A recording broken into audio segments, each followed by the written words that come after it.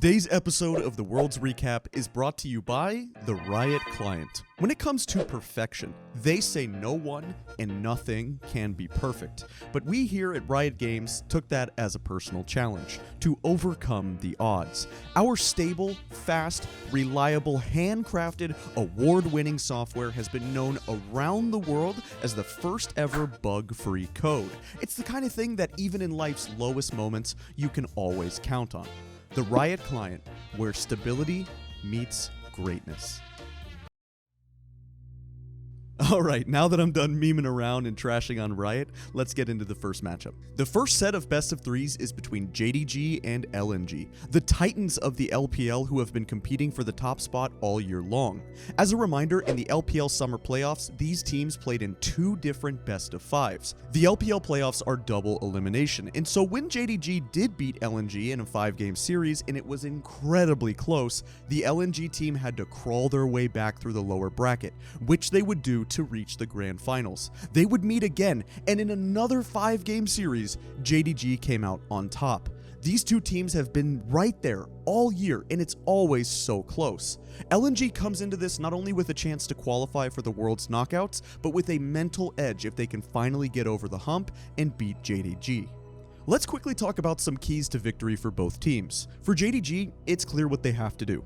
Ban Azir. Do not let Scout continue to run train this tournament and force him to prove that he can beat you with other picks. I also want to mention just how good 369 is on Ornn, and when he's able to get his hands on it, JDG as a whole gets to do exactly what they need to. He's the rock for their team in top lane, able to be the world's best utility topside tank.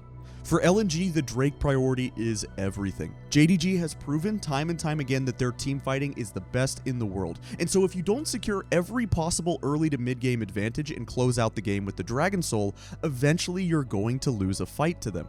I'd also like to see them try to limit Knight's champion pool. Don't let him play Ahri or Syndra, and even though in their previous match he picked Vex and looked good on it, if Knight ends up on his 4th or 5th best option, you'll have a good shot at beating them. The Game 1 draft was fascinating. Zeri, Camille, and Lulu are all champs that were picked for the first time so far in the Swiss stage. Now, of course, Zeri Lulu is not new to pro play and has dominated in the past, but here at Worlds, it's almost exclusively been bot lane combos like the lane that LNG has here. We'll have to see if these champs have been nerfed to the point where there's not enough power, though. There would be a slight summoner spell optimization this game, as 369's Cassante ran the TP Ignite. You don't often see flashless Cassante in pro play. Honestly, where you typically see it is on the Camille itself, but Zika opted in for the flash this game, and I believe the thought process for 369 is that he wanted to cut down on the Sunderer healing in the side lane later on. There were some nice early trades for the bot lane of JDG, and they were able to establish lane control. The first actual fight breaks out at the 8-minute Herald contest, and everybody except for the ADCs move up. It's going to be a bloodbath. Want to do anything about it. Both supports also leeching that experience in mid lane. Yep, 4v4 potential here. Around this Rift, Herald is already. Zika's diving in. There's a Hextech ultimatum. Q is going to connect as Kanavi taken down to half health. 369 in trouble. As the Camille is so low that his first blood going over to Knight to start this one up. Hung should be the next one on the menu, and there it is. But Ruler is down, missing. It's so incredibly low, and there's the perfect execution from Scout. He's trying to do what he can. He finds the backflip, but now he's the last man standing for LNG. Can he get Kanavi on the way out? And yes, he can. He's looking for even more, taking no. Oh, there it is. As finally Knight finishes it off 4-3. What the heck was that? Wait, the eyeball died right before he got there. Pick it up. He was pixels away from picking up that eyeball. He did not get it. And while all of that was happening, a solo kill happened in the bot lane as well. So across the entire map, pure carnage. Gala, known for its Kai'Sa, catches Ruler unaware. The late flash, the auto. Oh baby, this game is starting out wild. JDG win the fight, wiping 4 of them off the map, but LNG gets the Herald. There was a very good flash pulverize from Hong on the Alistar, but the Lulu value was insane. Wild Growth got used on the Cassante to keep him alive for a long time, and in the end, Knight winds up with 2 kills and double buffs, and he will use that advantage to complete a 12-minute crown on the Orianna. Just before the 11-minute mark, Kanavi heads bot lane, and it's a perfect dive. Gala had no sums, and with the Vi Q into the polymorph and the kill going to Ruler Zeri, JDG fans will love to see it. 13 minutes now. LNG commits members to the bot side of the map with them looking to secure the second Drake. Not only do they grab it, but they're one step closer to stacking a soul, and then Tarzan goes bot. Looking across the line, and you see Camille ultimate, Akali. Okay, we see Speaking bottom. of across the line, Ruler is going to have the Sonic Wave soaked by his support. He's now ulted, trying to get himself out of here. Down to 200, and he's executed by Gala. That is going to be the kill. LNG, they earned that one. Coming out of the replay, we see that Scout gets Shockwave in his Akali Shroud. It's a nice dodge on the VIQ while he's invisible, and it stalled enough time for his team to rotate. He will go down in the end, but Tarzan picks up the shutdown and a lot was blown for him. This is a nice answer from LNG. 19 minutes now, and it's time for the third Drake. JDG will have to stop the Soul Point. It's rather odd what they do though. They feel like they have the positioning down below on Hong and Zika and cut them off, but look what happens on the opposite side back at the Dragon. LNG just take it and get out. It's a huge break for them and quite the blunder that we're not used to seeing from JDG. Soul is now officially in the cards. JDG then feels like they completed what they thought was a critical mass of items, with Vi having Sunderer and Cleaver, Shadow Flame and a stopwatch on the Orianna, a 2-item Zeri, and Lulu has her mythic Shirelia and an Oblivion Orb to cut the healing. They decide it's go time and start up the 24-minute Baron 50-50 burger flip. Here we go. This is to decide the game. As to what's going on now, they do. As the Sonic Wave does fly in, but Zika is on the flank angle, and these pincer movements can work out when you have a Camille on your team. The Orb is now trying to keep them in check, but Kanavi locks down the Baron. Now Tarzan dives in, he breaks his stopwatch, but Ruler has been kicked out immediately. He pops back over, and the team fight team is popping off. Ruler unchecked in the pit, and he's just going to grab as many kills as he would like. It's 2 for now, but Gala is running for the hill. Kanavi winning this on Vi in the Smite fight is absolutely impressive, given that it's a Lee Sin, which is one of the hardest champions in the game to outsmite. JDG straight up flipped the Nash, and they get everything. Great smite from Kanavi. Knight played it especially well coming out of his stopwatch, immediately R-flashing on the Ori right into the thick of things. For Orianna in a chaotic fight like this, to ensure a clean and effective ultimate, you can have the ball on yourself rather than command it somewhere with Q and press R-flash. Also, by having the ball on Orianna, she gains a little bit of resistances. Ruler also goes nuts with the Chain Lightning in this fight, putting out over 3,600 damage in the pit. The Baron flip wins the game for JDG, and I have to say the Lulu value was very high this game. Missing finished with 14 out of 15 kill participation, and as soon as I saw the scaling on this comp, and seeing that JDG won with it, it immediately made me question whether or not we would see this. Will the Enchanter combo with Zeri come back? Will JDG and others continue to play a draft like this? Who knows? Alright, time for game 2. In draft, Azir is once again banned, and this time the Orin is banned first rotation from LNG, so there will be no 369 Forge God gaming. Jace, Maokai, and Kai'Sa are all strong picks on the side of JDG, but Tarzan was very proactive in their Fnatic game on his Jarvan. Scout grabs the Sylas, which isn't used because it has an awesome ultimate to steal from Jace or something like that, but it's a decent matchup for him with the rest of his abilities, and stealing the Rel or Maokai ult is very strong. Both Scout and Knight are also playing First Strike in their runes, which these types of mid lane matchups are very fun and interesting for me. It introduces a couple of mind games and skill shot checks. It's kind of like who can break the others first and get more value. This would end up being one of the slower matches of Worlds, and probably the slowest JDG and LNG match that I've ever seen. The region is typically known for being scrappy and explosive, but these teams are so good and really understand each other given how often they play. Without any kills on the map, LNG secure the first 2 Drakes. At the 9-minute mark, Zika was straight up winning top lane all by himself, being up over 20 CS. And then when the lane economy snapshot popped up at 14 minutes, you can see that everywhere is more or less even. There's a small lead in the jungle, but a 1,000 gold lead in top lane just through good laning. Awesome job by Zika.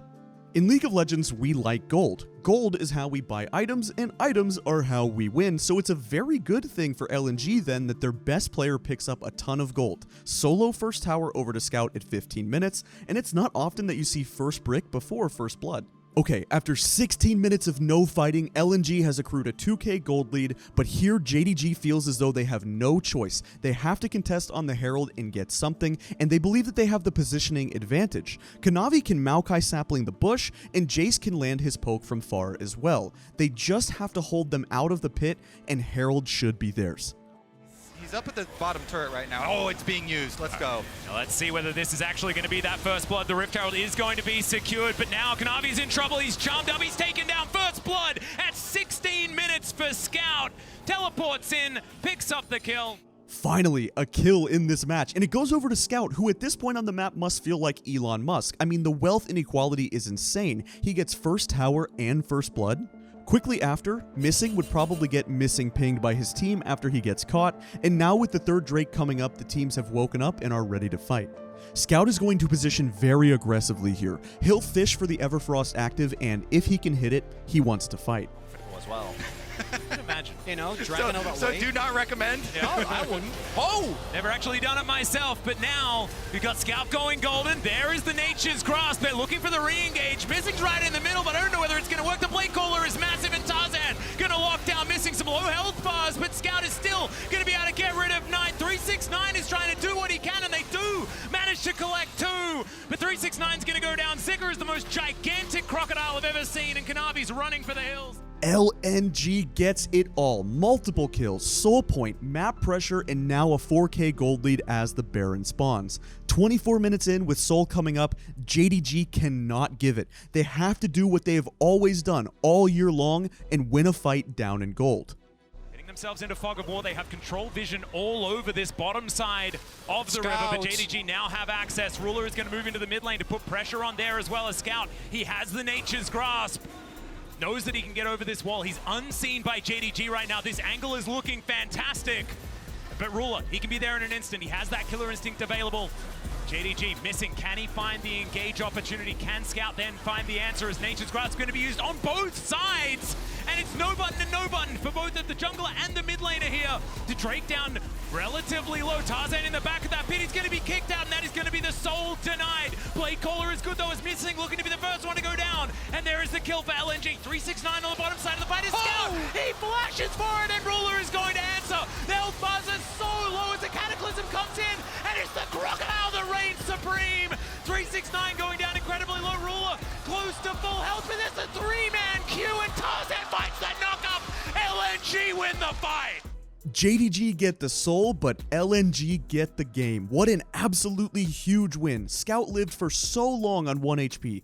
Everyone on LNG did a great job of kiting backwards, and even though Ruler was the final person to go down, it just wasn't enough, man. A 5-0 wipe. For the first time this tournament, JDG has actually looked mortal. What a game. We're going to Game 3, and we've got a series. In Game 3, JDG go back to Comfort. Wukong has not been a priority pick in pro play at all after he was nerfed a while back, but when Wukong was meta, Kanavi was extremely proficient on the pick. I believe their logic here and why they like this draft is because of the Wukong-Nico combo. 369 also goes for a slightly different type of pick. It's not that he can't play Aatrox or that he can't be a carry player. We've seen 369 do very well on the likes of Gwen. It's just that we always associate him with true tanks since JDG is so good at playing through him frontlining. Maybe he'll be able to frontline though on this Aatrox and do well. By the way, that's called foreshadowing. Right from the get-go, you can see how practiced Kanavi is on the pick and why he likes it. For anyone who wants to play Wukong, here's an interesting path. Kanavi goes from his blue straight to Tarzan's red, and it's very efficient for the Wukong because of his W hopping right over the wall. Easy steal and nice play. Mid lane gets spicy at the 3-minute mark with both flashes blown. Man, these guys are in good form and playing on a knife's edge. They want it so badly. You can see the adaptation from JDG. In the previous 2 games, they were always playing from a behind state, even with a gold lead because of the Drake stacking. No more of that this game. First Drake goes over quickly to JDG, and they put priority on it. By the way, this is completely and utterly unrelated side note that has nothing to do with the game whatsoever and has no impact on the outcome, but Ruler used Arcade Kai'Sa this game, and I feel like I never see this skin used. I know she has KDA and a legendary Star Guardian skin, which are like 2 of the most popular skins in the game. You know, I get all that, but is this skin really that bad? Why does no one use it? I kind of like the sound effects. I think the model is pretty cool. What do you guys think? Do you think this skin is lame? Let me know in the comments down below. 9 minutes in, and Tarzan is on the bot side with Scout moving down and clearing vision. LNG wants to look for a dive on the bot side of the map while Chovy is doing the Herald, and the reason they know this is a pretty high percentage play is because all 4 TPs on the map are down right now. They know it's not possible for any kind of TP to response on the turret, so it's just a numbers advantage, and it comes down to execution.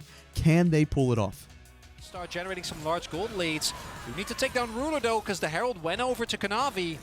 Yeah, and not going to be able to get that last plate, but Scout has moved into position. There's the knock-up. They managed to get the cease and desist as well. Ruler's going to be taken out. First blood goes to Scout, and missing is now underneath his turret. Last shot not going to come through there, and that is the double kill for the LNG mid laner. Scout has been so good this tournament, and now he is set up for success. This is sick from Hong. This is so good. There's no way that I can let this man just get away with this play and not give him his props. Look at this. Seriously, if you want to see how good pro players are, all you got to do is watch this over and over again. This is what separates even just your average high elo support from a world-class player. People say that Nautilus has no mechanics and is just a brain-dead champion, which may be true in the abstract, but at this level there is no such thing. All champions are highly mechanical, and all champions can be optimized. Hong with the flash ult onto Ruler, and because of the repositioning of his flash, it becomes an instant knockup on the both of them. It's almost like he had an Alistar pulverize here. Look at the coordination, and the CC is layered perfectly, and it does not matter that Ruler has ult in both sums. There was a 0 frame window for him to press any buttons. This is simply world-class stuff from LNG, and guess who gets the double kill? Scout. Sweet play.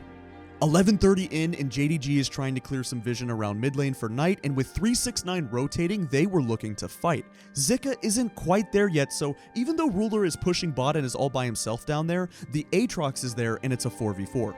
In the end of this mess, it's a 2-for-2, but a massive pop blossom from Knight's Nico completely dictated the fight, and without such a good setup, it could have been a wipe from LNG. The second Drake is taken for LNG at 13 minutes, and Hex Gates are officially on the map for the rest of the game. 18:30 into the game, 2-4 in kills, and JDG are down 1k. Pay attention to the items on screen. Knight has his Mythic, a stopwatch, and half a Void Staff in the Blighting Jewel, which is pretty huge considering the triple Merc Treads of the enemy team with Vi, Ahri, and Nautilus. 369 is only sitting on brown bags at this point and not upgraded his boots, which is abnormal for 18 minutes into the game, and we're definitely expecting Merc Treads at some point, but after 369 recalls grabbing one more wave top lane, he instantly buys a Sterix Gauge. He's now the only champion on the map with truly 2 full items, and he TPs into a little bit of a rough spot. Surely him buying this Sterix won't completely change the course of this game. It's not that big of a deal, and he's gonna get owned, right? Poured in for 369. Yeah, they're looking for the opportunity. Yes, 369 may have been a little bit early as the hook is fantastic. The chain CC comes in, but look at the charm. It's on to everyone. There's the follow-up as Chovy is going to cut them down with the Cyclone. It's Ruler that grabs the first kill. Knight collects one as well. And JDG bought themselves all the space. They'll take the first Hex Tech Drake. Never count out JDG. All calculated, says 369. It looks like an overextension, but Gore Drinker plus Sterix, enough to keep him alive. And even though Knight gets swept away by Zika, the fact that Chovy is already in the backline, there's just not enough damage for LNG. Game changing, absolutely unreal. LNG used their CC perfectly, right on top of his TP. He gets bounced, bumped, and beat to hell, and it's still not enough. They don't kill him, the Gore Drinker goes crazy, and 369 makes the play of the day. 23 minutes in, and it's all Chovy. There's a sneaky monkey on the Rift. Look at him, shut down to the Wukong. Flash blown from Scout, the Fox is dead, and JDG push mid. This ends up being a split fight. In the mid lane, 369 and Missing are blowing flashes and cooldowns, and in the bottom jungle, Chovy is straight up forcing Tarzan away from everything. The Vi has to run and can't contribute to this fight. Once the health bars are chunked and the cooldowns are lost, Missing sees the go button. JDG, Baron is theirs. The next fight, theirs. They push mid, and at 26 minutes, end the series. If this ends up being the World Finals, I don't think that any League of Legends fan should be disappointed. These are 2 of the best teams you will ever watch, and JDG is still the favorite right now. They become the first team to qualify for the knockout stage, but LNG isn't screwed at all. At 2-1, they still have an opportunity to make it out of Swiss pretty convincingly, and it was a hell of a series. In this final game, by the way, 369 ended up doing the most damage on top of all of his crazy tanking. He takes my MVP for the series. For our second series, we have two #1 seeds, one from the LEC and the other the LCK. The premier matchup is between Caps and Chovy. Both have been in good form, both have been the backbone of their team, and Chovy has yet to die at Worlds. The Game 1 draft is one of the spiciest yet. The 3 bans from Gen G are exactly what they should have done. Ori has to go, and Hansama is so good at Kalista and Draven that they need these respect bans. Gen G go for the R1 and 2 Xayah Rakan, but G2 came prepared. They actually laid a trap here as Mickey answers with a little bit of the technology. Lissandra's support as a counter to Rakan is something that they've done before. This is exciting, but many players, analysts, and even the casters on live were critical of the Ezreal pick.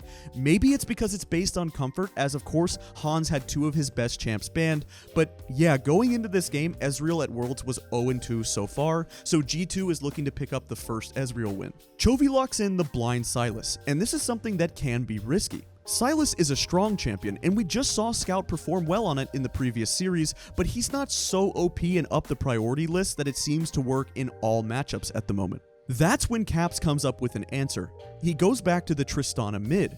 Triss mid is not nearly as meta as it was all year long because just a few months back she was the most contested mid laner in the game with the static shiv priority. She was so broken that she even got herself nerfed, but in this matchup he goes back to it because Tristana is a great counterpick to Sylas, the range is very good, and it's tough for Sylas to get through the early game. 4 minutes in and there's a lot of trading back and forth top lane. Doran looks to push out his wave and get a base, but BB on the Renekton TPs back to lane and tries to freeze. He ends up taking a ton of damage from all these casters, and Doran, who was recalling in the bush, ends up canceling his base and keeps trading. This is huge because Peanut is hovering, and if they kill Renekton here, the game is over and top lane is boomed. Doran still has his TP, and BB would miss a huge wave. Cheetah, and now looking for Broken Blade. Peanut can just safeguard his way over. The Q is going to miss, and Broken Blade will hang out underneath his turret and he'll be fine. Holy moly, League of Legends is a game of inches. If this Q lands from Peanut, top is over. The fact that it doesn't means that G2 can continue to play the game and they don't have to FF. You know, which is always nice. 6:30 into the game and G2 starts up the first Drake and grab it uncontested. 3 minutes later, Chovy has a stolen Maokai ult and is waiting over the wall. So close, but Chovy doesn't get the kill. Mickey lives on 1 HP and Chovy loses his flash. The flashless Chovy would get punished. Fact. Delight is going to find Peanut here, and now Caps dives in. Another explosive charge is primed as the chains connected. First blood, solo kill for Caps. Mickey burns the flash from Chovy with the bait. He don't need no level 6, and then Caps finishes him off. Perfect buster shot. There it is. Chovy's first death of the World Championship comes at the hand of Caps. This was so nicely done, by the way. Not only to wait around the corner and get the drop onto him, but crucially, he buffered his Tristana ulti. Chovy lands the chains, but he's not able to get the huge Sylas healing from his W when he's low because Caps knocks him away.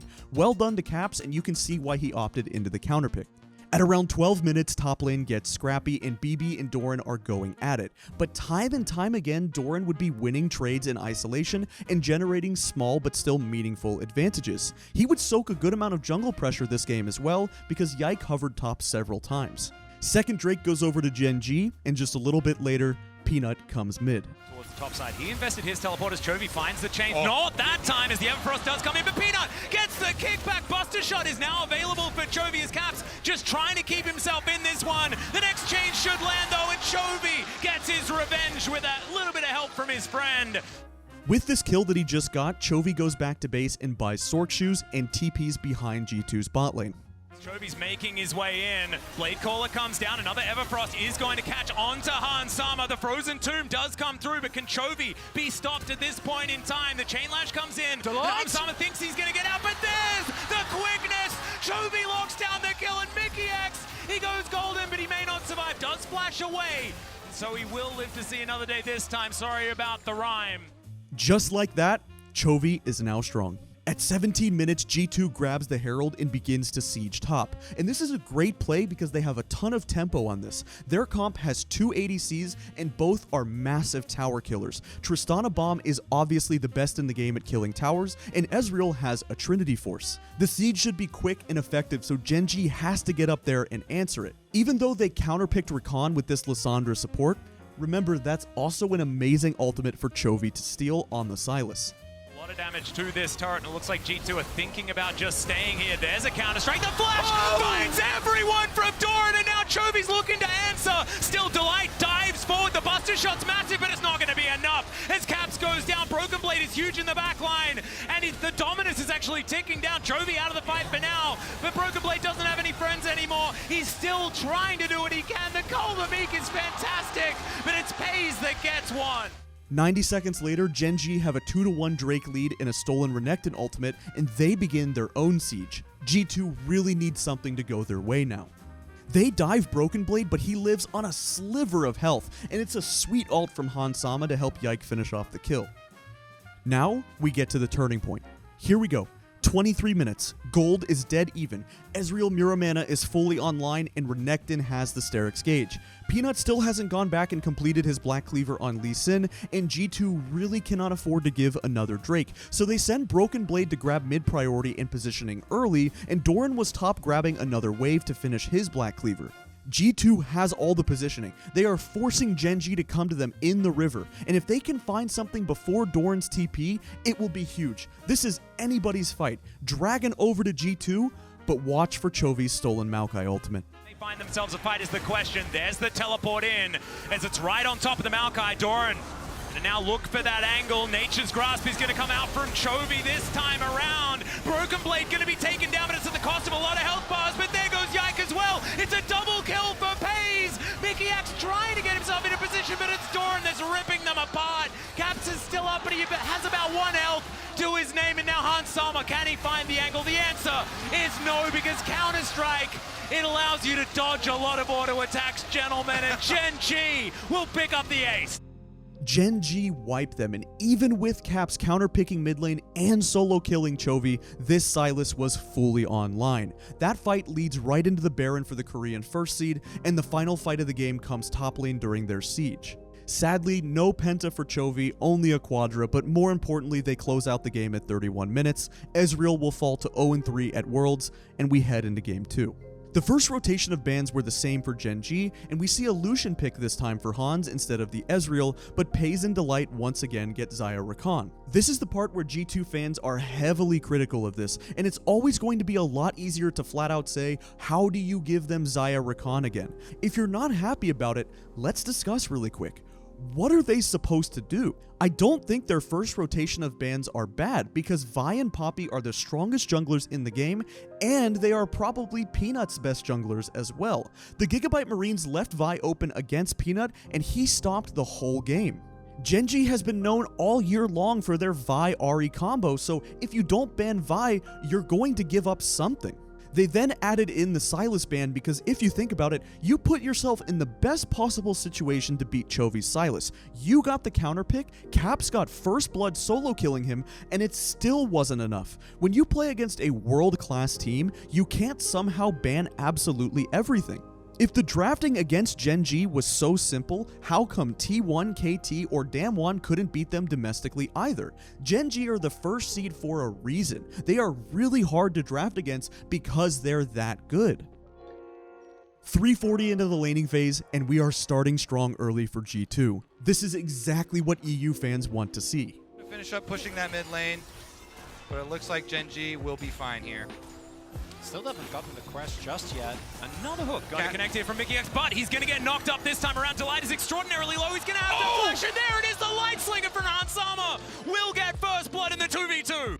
2 minutes later, Chovy gets ganked mid, and at the same time, Peanut heads towards the bot lane. Seen that one before. Well, yeah, some weird calculations going on where we've got an assist, but where did it come from? Often you see like there's a death, but there's no kill. Chovy. At the top of the screen is Chovy, looks for the angle, but Yike is here. Seismic shove to push him away. He does have ult 2 still available, and now we've got to fight towards the bottom side. Peanut looking to help out his bottom lane. Mickey X in trouble, and he's going to be taken down. That is not first blood. That is in fact the second kill of the game. Now nearly 10 minutes into the game with no Drakes taken yet, the first objective fight is going to be at the Herald. But he has to flash. The Weaver's Wall comes down. Chovy still alive for so long. He ults to get himself into the fog of war. And now Mickey X doesn't have a lot of damage. The flash comes through. He's got the blast code, but the hook lands and Mickey takes down the mid laner of Gen G. Oh my, Mickey's able to land it. He's got no mana left after that though, so Yike's gonna get chased out and he pays the price. There's the Magnet Storm. That is gonna be the kill going over to Doran, and it should also follow up with that Rift Herald. And now Pays versus Hans Sama. Not exactly the best moment here for Pays potentially. We'll see how it is going to go as he's shoving this way forward. The culling just going to do a bit of damage, soften up the Xayah. A little bit later, Peanut picks a great time to hover mid lane. If you look at the wave state, Chovy is holding it on his side of the lane and keeping a freeze. It's so tough for Caps to walk up in this situation without vision, and he needs his jungler to help cover and help him fix his wave. Caps goes down, loses his flash, the Herald gets dropped mid, and then Peanut can keep up the tempo and walk towards top and potentially look for a dive. This is because Doran was winning big trades top lane. Earlier on, he picked up that kill on Yike, so he had the full Gore Drinker complete before BB had the Cassante Iceborne. BB is half HP. 16 minutes in, Chovy is worth a shutdown, and it's a really nice look from Caps, Mickey, and the rest of G2. They grab the shutdown for Hans, but on the other side of the map, Gen G is still making plays and Broken Blade gets dove once again. G2 are now down 3k gold at 18 minutes and are desperately needing something, any kind of momentum, but Peanut is looking for a fight in their jungle. Getting taken down. Oh, Peanut hurting G2 right now as there is the Magnet Storm. Delight dives in as well, and everyone's charmed. The grand entrance is massive. Hans Sama just deleted from the rift, and now Chovy just waiting for that blast code, and he follows Caps. Can he find the angle is the question. The ulti's not going to get there. Perfect execution, not exactly named correctly in that moment, but Gen G still come away ahead. Such a pivotal part of that turnaround, and maybe he can find a pick here as well. Looking for an opportunity under Delight. They do manage to interrupt his attempt to get out, but there's the Magnet Storm, and in dives Chovy. There's just not enough damage from G2 as Pays goes up into the air. Delight locks down that kill, and it's Chovy that's popping up in the back line. Hans Sama not going to be able to do anything, and now Caps has to try to flash away, but it's not going to work because he gets backflipped on by Chovy. He picks up the double in the end, and Gen G look to the Baron. A 5-4-0. It looks like Delight might go down, but no. Somehow he survives, tankier than you might think with the Radiant Virtue and the Mercs, and the turnaround from Gen G is impeccable. It's actually pretty nasty, a couple of things he does. Watch as he's able to get back to Pays, and then when Cassante comes in as well, he hits a really nicely timed W on the ult of Cassante. Here, Broken Blades go for him, he gets the W, they kill him in the air. The backline is so safe. Meanwhile, Chovy here, he doesn't even care about the rocks. Third wasn't even there! He took a lot of damage from them as well, but it's just not enough. Gen G will close this one out with a few more fights, and eventually at the 31-minute mark and up 14k, they kill the Nexus. G2 put up a fight, and I do really like their roster, and I think they're a great team, but the 2 wins that they got to get here were very close against the 4th seed from LPL and LCK, not anywhere near the 1st seed. It's true that I don't think their drafts were amazing, especially the Ezreal pick, but that's not the end-all be-all or the reason why they lost. Gen G are world-class, and in order to be the best, you have to beat the best. Peanut and Doran both finished this game deathless. Alright, time to hand out today's awards. First up, the World Ender, baby. This award is a shared one between 369 and Doran, as both of them had a very nice look on a closeout game on the Aatrox. Maybe Aatrox will become higher priority as opposed to other things in the top lane like the Jax, Renekton, or Cassante. That TP in from 369 is still ridiculous just thinking about it. Next up, Pocket Pick. I gotta give some props to Kanavi. Nobody was really expecting Wukong to be meta right now, and he didn't care. If it works, and their Nico-Wukong combo with Knight looked really strong. And lastly, Gordon Ramsay's favorite, the Beef Rellington. Peanut had a standout game on the Rel jungle. Huge engages, perfect combos, and he set up multiple kills for Chovy and the rest of the team. Even with G2 putting priority on the jungle role with 2 first rotation bans and grabbing Maokai first pick, it didn't matter. It was still a huge jungle diff.